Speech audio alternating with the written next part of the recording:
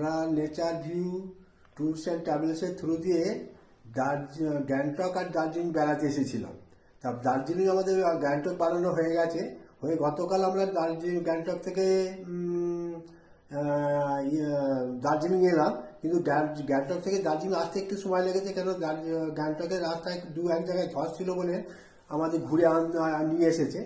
তা আমরা দার্জিলিং এসে এখানে কোনো সমস্যার মধ্যেই পড়িনি, দার্জিলিংয়ের সমস্ত দিক ঠিক আছে। আর আমরা আজকেও সাইট সিইং করলাম, কোনো অসুবিধার মধ্যেও পড়িনি, আর এখানে বৃষ্টিও খুব একটা হয়নি। আর এরা যে হোটেলে রেখেছে সে হোটেলও ভালো, আর খাওয়া দাওয়া তো খুবই ভালো, কোনো অসুবিধার মধ্যেও নেই। কিন্তু হোটেলটা ওই ম্যাল থেকে 10-12 মিনিট হাঁটা রাস্তা আছে। তা কাঞ্চন ভিউ বলে হোটেলটা, কিন্তু সব দিক থেকে খারাপ নয়, মানে সব দিক থেকেই ভালো বলবো। এবং ট্যুর কোম্পানিও সব দিক থেকেই আমাদের সহযোগিতা করছে, সবসময় খবর রাখছে যে আমাদের কোনো অসুবিধা হচ্ছে কিনা।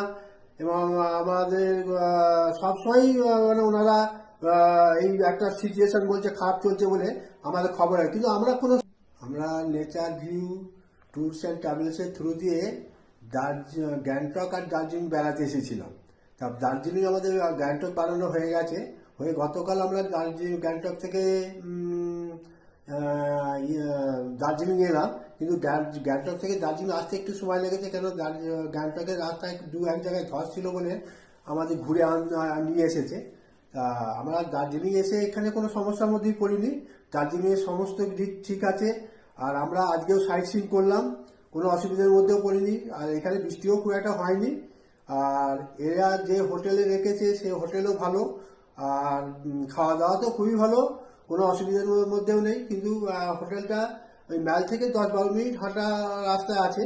তা কাঞ্চন ভিউ বলে হোটেলটা, কিন্তু সব দিক থেকে খারাপ নয়, মানে সব দিক থেকেই ভালো বলবো।